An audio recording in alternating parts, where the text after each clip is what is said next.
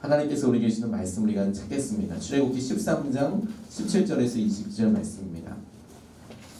애굽 땅에서 하나님께서 기가 막힌 구원의 손길로 이스라엘 백성들을 구원하셨습니다. 그 대표적인 사건이 6월절 하나님의 말씀을 따라서 문설주와 이방에 각각 어린 양의 피를 발라서 하나님 앞에 믿음으로 반응했던 사람들에게 있었던 생명과 하나님의 말씀에 악의적이던 혹은 무지하였었던 순종하지 못했던 애굽 땅에 있는 다른 사람들에게 임했던 사망의 권세가 하나님이 선택하신 사람들을 어떻게 붙잡고 이끌어 가시는지에 대한 놀라운 출발점이 되었습니다. 그 출애굽의 시기가 얼마나 급박하였던지 이스라엘 백성들이 음식을 하기 위해서 빵을 만들기 위해서 그 빵이 충분히 부풀지도 못했던 그 반죽을 가지고 그릇째에 요즘으로 이야기하면 랩으로 씌워서 옷으로 싸서 보자기로 싸서 쫓겨난 듯 뛰어나가야 할 만큼 그렇게 급박하게 하나님께서 출애굽을 시켰습니다. 쫓아보내듯이 그렇게 가겠습니다. 이제 하나님께서 이스라엘 자손들을 친히 이렇게 응답하시고 인도하시는 시간이 되었는데 이스라엘 백성들에게 있어서는 분주하고 어떤 일들이 이루어지는지도 모를 만큼 해야 할 일이 많았습니다. 챙겨야 하고 가져가야 되고 사람들도 봐야 하고 빨리 사람들 땅에서 같이 가야 하니까 그렇게 같이 보조를 마치기도 힘들 그때에 하나님께서 따로 준비하신 것들, 하나님께서 주목하고 계셨던 것들이 있다는 것을 깨닫게 되었습니다. 이스라엘 백성들이 하나님을 따라가게 될 때 하나님께서 의도하시고 주목하여 보셨던 것 중에서 가장 의미 있게 들어왔던 것이 무엇이냐면 마음이라는 단어입니다. 마음. 17절 말씀을 보니까 이렇게 나와 있어요. 바로가 백성을 보낸 후에 블레셋 사람의 땅의 길은 가까울지라도 하나님이 그들을 그 길로 인도하지 아니하셨으니 이는 하나님이 말씀하시기를 이 백성이 전쟁을 하게 되면 마음을 돌이켜 애굽으로 돌아갈까 하셨습니다. 라고 말씀하고 계셨습니다. 하나님께서 약속하신 땅을 가는데 블레셋 사람들이 살고 있는 땅의 영토를 지나가면 그럼 훨씬 빨리 가게 될 것이라는 것을 아셨음에도 불구하고 돌아가게 하셨다는 거죠. 애굽에서 10가지 재앙을 통해서 애굽 사람들이 믿고 있던 신이 얼마나 허망하고 말도 안 되는 우상인지에 대해서 하나님께서 놀라운 영광으로 드러내셨습니다. 그런 하나님의 역사하심을 생각해보고 또 블레셋 족속이 설사 뛰어난 군사력을 가지고 있다고 하더라도 당시에 고대 근동을 완전히 다스리고 있었던 초강대국이었던 에집트에 비한다면 애굽에 비한다면 그 세력이 그렇게 강하지 않았거든요. 근데 하나님께서 지금 그 막대한 나라로부터 이스라엘을 구원하시면서 블레셋을 돌아가게 하셨다는 거예요. 그러니까 하나님께서 이스라엘 자손들을 지키지 못해서 염려하셨던 것도 아니고 전쟁에서 패배할까봐 혹은 하나님께서 다른 당신의 계획이 어떻게 벗어날까봐 그렇게 지금 염려하고 계신 것이 아니라 딱 하나 염려하고 계시던 것이 있다는 것이죠. 그게 무엇이냐면 이스라엘 자손의 마음이더라. 마음. 그들이 전쟁을 해서 그 마음에 하나님께서 행하시는 은혜를 저버리고 돌아가게 되는 것에 대해서 하나님께서 유일하게 염려하시고 주목하시더라 라는 것이죠. 이스라엘의 마음이 변하게 될 수 있더라. 홍해라는 기가 막힌 구원을 경험하기 전에 이스라엘 백성들에게 있었던 여러 가지 일들에 대하여 하나님은 그것이 이스라엘 백성들에게 미칠 것에 대해서 보고 계시는 것이죠. 이 마음이 얼마나 중요한지 모르겠습니다. 제가 목회를 하면서 참 의미 있는 그런 나눔들과 섬김들을 받은 것 중에서 젊은이 교회에서 한 지체로부터 받은 그런 선물 하나가 참 기억에 많이 남습니다. 스승의 날이라고 해서 세 가족이었던 이 지체가 제게 하나 편지를 이렇게 내미는 겁니다. 그러면서 스승의 날인데 목사님, 제가 우리 교회에서 아는 사람도 없고 목사님만 앞에 있으니까 제일 많이 보고 그러다 보니까 선물을 꼭 하나 사드리고 싶었는데 본인이 지금 아르바를 하고 있고 또 등록금을 벌기 위해서 저금하고 있고 그러다 보니까 실제 돈이 하나도 없는 것이죠. 그래서 기도를 했다는 겁니다. 선물 살 수 있도록 하나님 길을 열어주시고 또 우리 목사님에게 표현할 수 있게 해주십시오. 그러다가 편지를 먼저 이렇게 쓴 겁니다. 그냥 마음의 편지를. 그것도 너무너무 감사한데 커피숍에서 아르바이트를 하고 있는데 손님 하나가 팁이라고 그러고 얼마를 줬다는 거예요. 너무 친절하게 잘해줬다고.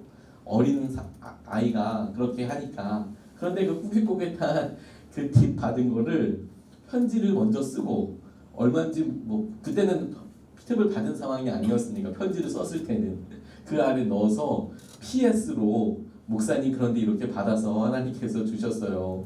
그리고 제게 스승의 날이라고 이렇게 주는 거예요.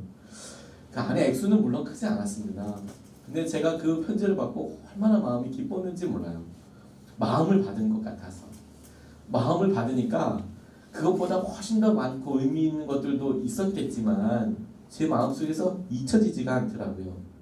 하나님께서 우리의 삶에 있어서 우리가 무엇을 하나님께서 동력하라고 부르심을 받을 때에나 하나님께서 우리를 사명의 자리, 부르심의 자리로 이끄실 때에 하나님이 우리의 마음의 수준과 분량을 어디까지 원하실까 생각해 보게 됐어요. 이것이 정말 깊은 것인가? 하나님께서 이것을 억지로 따라가는 수준이 아니라 하나님이 이것이 정말 기쁘다, 내가 너와 함께. 그럴 만큼 하나님께서 하는 것을 왜 따라가고 있는가? 이게 정말 중요하겠더라고요. 하나님이 우리의 삶에 지금도 마음 보고 계십니다. 개척하는 모든 순간뿐만 아니라 오늘 하루가 우리가 믿음의 사람으로 반응할 때 마음을 제일 먼저 보시고 즐거이 기꺼운 마음으로 우리가 순종하는 것을 지켜보고 계세요. 두 번째로 하나님께서 주목하게 하신 것이 하나님이 직접 인도하신다는 거예요. 21절 22절 말씀에 보면 여호와께서 그들 앞에서 가시며 그들의 길을 인도하시고 그들에게 비추사 낮이나 밤이나 진행하게 하시니 백성 앞에서 떠나지 아니하리라. 이렇게 하나님께서 말씀하고 계시죠. 하나님께서 이스라엘 백성들을 직접 인도하기 원하셨어요. 그래서 선택하신 방법이 뭐냐면 낮에는 구름 기둥이고 밤에는 불 기둥이고, 이게 200만 명이 다 볼 수 있는 유일한 그런 방법인 것 같아요. 유일하게 있었던 그런 것 표징이라고 생각이 듭니다. 새로 이사한 우리 예수님의 사람들 교회 사무실에서 제 사무실에서 우리 선한 목사 교회가 뾰락하게 딱 보입니다. 간판이나 십자가가 딱 보입니다. 그리고 조금만 왼쪽으로 보면 제2롯데월드가 또 이렇게 막 보입니다. 제가 한 번은 신방을 갔다가 하남 근처에서 새로 난 길에 잘못 들어간 적이 있었어요. 어떻게 하다가 처음 가는 길이어서 새 길로 그냥 빠져버렸거든요. 막 마음에 너무 짜증이 나고 낙담이 되는 거예요. 이게 뭘까 생각하다가 앞에 제2롯데월드가 딱 보이더라고요. 갈 수 있겠구나 이 길이. 제 마음속에 확증이 생기더라고요. 강남 지역이나 요 근처 웬만한 곳에서는 제2롯데월드가 보이지 않습니까? 그러니까 방향을 보고 길을 알겠더라고요. 구름이 딱 그와 같은 역할을 했던 것이죠. 이스라엘 백성들에게 있어서 교육의 수준이나 나이의 연한이나 상관없이 누구든지 하나님의 뜻이 어떤 것이지 라고 물을 때 하늘만 쳐다보면 그곳에 구름이 있었는데, 이거는 볼 수 있는 사람들만 보는 게 아니라 진짜 그야말로 원하는 사람은 다 볼 수 있었던 거죠. 그게 진짜 놀라운 것이죠. 근데 하나님께서 이스라엘 백성들을 인도하실 때에 60만 명 장정, 보통 학자들은 200만 명에서 300만 명이라고 이야기하는 그 사람들을 한 사람도 예외 없이 주님을 바라보려고 하는 사람들을 인도하실 수 있는 수단으로 그것을 인도하고 계시는 것이죠. 그런데 하나님이 이렇게 직접 인도하셔서 선택하신 길이 홍해 앞, 다시 말해서 배수진을 쳐야만 하는, 쳐들어오면 다 죽을 수 있는 그 앞으로 인도하시고, 또 가까운 길을 놔두고 먼 길을 돌아서 하나님이 직접 인도하고 계신다는 거예요. 효율을 생각하고 안전을 걱정하는 사람들에게는 별로 좋은 초이스가 아닌 겁니다. 그냥 먼 길을 돌아가고 죽을 수도 있는 길로 인도하고 계시는 거니까요. 근데 하나님이 그 길을 선택하셨어요. 왜냐하면요, 하나님께서 우리의 인생에서 정말 단 한 번밖에라도 라고 생각할 수밖에 없는 그런 구원의 단계를 준비하고 계시기 때문에 그렇습니다. 홍해 앞으로 몰아넣으시는 것은, 막다른 길로 인도하시는 것은 하나님이 그 홍해를 가르고서라도 보여주고 싶으신 구원의 확증이 있으시기 때문에 그래요. 우리를 평생도록 잊지 못할 하나님 그 약속을 우리에게 보여주시고, 우리가 그것을 우리 삶의 뼈에 새기고 흔적으로 삼킬 수 있는 그것을 주시려고 하나님이 우리를 홍해 앞으로 인도하신다는 것을 알게 되었어요. 그게 하나님이 직접 인도하시는 그런 은혜구나 깨닫게 되었습니다. 유기성 목사님께서도 한번 소개해 주셨던 데스티니라는 책을 쓰셨던 고성준 목사님이 저희 교회에서 한번 말씀을 전해 주신 적이 있습니다. 그분을 그 전에 만나서 교제하게 했던 적이 있었습니다. 이분이 수학자였고 수학으로 박사 학위를 하신 분이에요. 버클리라고 굉장히 좋은 대학입니다. 거기서 박사 과정을 받으실 때 이분이 하나님을 깊이 만나고 유학 생활을 하면서도 하나님 앞에 최선을 다해서 반응하려고 하고 찬양 인도도 하고 뭐 이렇게 전심으로 반응을 하셨다고 합니다. 하지만 그렇게 반응하는 것과 실제 삶도 사실 똑같이 해야 되는 거죠. 그것도 그렇게 열심히 하셨고요. 박사 과정을 하다 보니까 어려운 과정들이 많았지만 그래도 아주 열심을 내셔서 잘 통과되는 것 같았던 논문이 최종 패스되는 그날 그 아침에 갔더니 같이 보조로서 심사하시는 한 교수님께 메일이 왔다는 겁니다. 이거 조금 더 생각해 봐야 될 그런 부분이 있는 것 같습니다. 논문에 대해서 조금 더 생각해 보자 이런 것이 사실 논문이 통과되지 못하는 것이죠. 그러니까 이제 논문만 통과되면 박사학위를 받고 한국으로 다시 금연향할 수 있는 건데 논문이 다 걸려버리는 겁니다. 인정할 수밖에 없어서 그렇게 하겠다고 조금 더 연구해 보겠다라고 연구를 하니까 마음에 너무 낙심이 되는 것이죠. 유학생활을 무한정할 수 있는 것도 아니고 돈도 재정도 그렇지만 이제 돌아가서 해야 될 연한도 남아 있었거든요. 유학 자금을 받았기 때문에 국가로부터 장학금 받으시기 언제까지 학위를 해야만 하는 그런 상황이 맞물리다 보니까 마음이 너무 타셨다라는 거예요. 기도하게 되셨겠죠. 하나님께 나아가게 되셨겠죠. 그러면서도 하나님 앞에 열심을 다시 한번 내봐서 예배에 있어서나 기도에 있어서나 그렇게 열심을 한번 내보았답니다. 그렇게 시간을 보내고 있는데 하나님께서 아이디어를 주셨다는 거예요. 그래서 이렇게 하면 그 어려운 난제를 해결할 수 있겠구나 라고 생각을 해서 막 준비해가지고 하나님이 살길을 내셨다 이렇게 생각하고 준비를 하고 냈더니 교수님도 대충 그렇게 된 것 같다. 왜냐하면 박사 정도 하게 되면 교수님들도 사실 그 박사 준비한 사람이 공부하고 있는 것에 대해서 100% 다 알지를 못하신대요. 과정을 보고 대충 그게 맞다 그러면 맞는 과정이 있었으니까 그게 맞을 것이다 라고 이야기하는 것이지 실제로 그 부분에 있어서 박사 그 과정을 하고 있는 사람이 제일 많이 알고 있는 것이나 마찬가지이기 때문에 도와주는 역할만 할 수 있다는 거죠. 그래서 교수님도 그렇게 된 것 같다 라고 이야기하시다는 거예요. 졸업하겠다 싶어서 준비하는데 자기 마음속에 그게 아니다 라는 게 깨달아지더라는 거죠. 자기가 썼던 그 논문에 아주 중요한 결함이 있다는 것을 스스로 깨닫게 된 거예요. 그러니 이거 그냥 가만히 나 입만 다물고 있으면 학위 받는 거고 그리고 한국에 돌아올 수 있는 건데 이걸 내 입으로 가서 이 논문 틀렸다고 이야기하면 모든 게 다 수포로 돌아가야 되는 상황이 되었다는 겁니다. 근데 하나님은 우리에게 정확하게 말씀하시잖아요. 내가 이것에 대해서 순종하면 그러면 모든 것이 다 사라질 수 있는 그런 상황 가운데 코너로 몰아가시는 것이죠. 하나님께서 고성준 목사님에게 용기를 주셨고 내가 학위를 못 받더라도 정직함으로 진실함으로 반응하는 것이 맞겠다고 싶어서 교수님 찾아가서 이거 틀렸다고 결함이 있다고 스스로 밝히고 졸업에 대해서 내려놓는 수순을 밟게 되셨다는 겁니다. 그렇게 내려놓고 나니까 눈물이 그렇게 많이 나시다는 거죠. 이게 뭔가 미국 생활 이거 이렇게 오래 하고 열심히 공부하고 이제 돌아가서 수학 교수 하려고 준비했던 모든 셈이 다 접혀지는 것 같았는데 그냥 오히려 감사로 바뀌게 되더라는 거죠. 순종하고 나니까 벼락으로 확 떨어져 버린 것 같은데 그게 감사가 되더라는 거죠.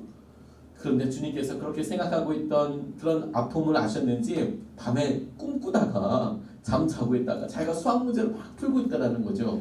그래서 공식이 이렇게 만들어졌으면 보통 그것이 논리적인 연역법에 의해서 이러이러이래서 이런 답입니다. 이렇게 해도 되고 아니면 한 2억 개 가까운 경우가 있는데 그걸 하나씩 다 대입해서 답이 나와도 되는데 하나님이 어떤 것들을 알려주시더라는 거죠. 경우의 수가 한 2억 개 정도 되는데 그 중에 한 경우가 꿈속에서 자기가 생각이 나더라는 거죠. 그래서 그걸로 실제로 해보니까 답이 나오더라는 거예요. 그래서 교수님을 찾아가서 봤더니 너 이거 어떻게 찾았냐? 이렇게 이야기하셨다는 거죠.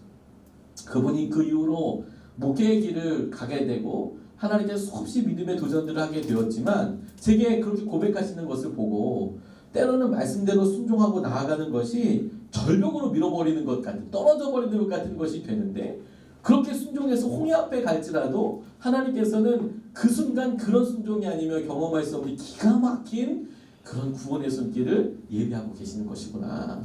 하나님의 믿음의 사람들로 우리에게 알게 하시고 도전하시는 것이죠. 그런데 여러분, 하나님께서 그와 같이 구름으로 인도하시는 것이 21세기에도 똑같이 있습니다. 그것이 무엇이냐면 성경 말씀입니다. 누구든지 보려고 하면, 누구든지 마음으로 하나님의 임재를 깨달으려고 하면, 들여보기만 하면 그 시간에 바로 존재하고 있는 것이 하나님의 말씀입니다. 그래서 그 말씀대로 순종하려고만 한다면 하나님께서 지금 우리에게 부어주시는 영광과 임재와 인도하심을 받게 되는 것이죠. 지금서부터 수천 년 전에는 하나님께서 글도 모르고 하나님에 대해서 알지도 못한 사람들은 구름이라는 것을 인도하고 계셨지만, 지금 우리가 살아가는 오늘 이 시간에는 하나님께서 우리에게 말씀을 주셔서 성경 말씀을 통하여서 낮에는 구름 기둥으로, 밤에는 우리의 인생이 어두울 때는 불기둥으로 함께하여 주셔서 인도하고 계신다는 거예요. 특별 새벽기도 준비하면서 제가 한 주 전만 해도 부목사로 있지 않았습니까? 근데 전혀 다른 마음을 주시는 것을 경험하고 있습니다. 그게 뭐냐면 말씀에 대한 신뢰예요. 예전에는 말씀도 많이 준비했지만 설교를 준비하면서 은혜로운 예화 찾기 위해서 정말 고민 많이 했습니다. 마치 그게 본질인 거냐. 성도님들이 그 나라로 설교 듣고 뭘 기억할까, 예화라도 기억해야지 싶어서 엄청 준비 많이 찾았습니다. 근데 요즘은 하나님께서 제게 도전하시는 것이 무엇이냐면, 오늘 하루 딱 하나 기억해야 한다면 뭘 기억해야 할까? 말씀 기억해야 하는 거구나. 딱 하나 붙잡고 살아야 한다면, 한 문장 붙잡고 살아야 한다면, 그러면 말씀 붙잡고 일어나야 되는 거구나. 그러니까 말씀 자체에 대해서 하나님께서 어떻게 우리에게 도전하시는지에서 묵상을 더 많이 하게 되었어요. 단순한 것이어도, 단순한 하나님의 적용이 제게 주어질지라도 그것이 나를 살릴 수 있고 나를 인도하게 하고 내 중요한 결정에서 굉장히 중요한 것이라고 생각하고 믿게 되니까 구름 잡듯이 우리가 말씀 붙잡고 나아가야 하는 것이구나. 하나님께서 오늘도 우리의 삶의 모든 영역에서 우리를 직접 인도하고 계십니다. 하나님 그 인도하심이 여러분들을 온전히 마음과 생각을 붙잡으셔서 또 다른 삶의 경험과 은혜로 이끄시길 주님의 이름으로 축복합니다. 오늘 이 시간에 말씀 붙잡고 같이 기도하시겠습니다.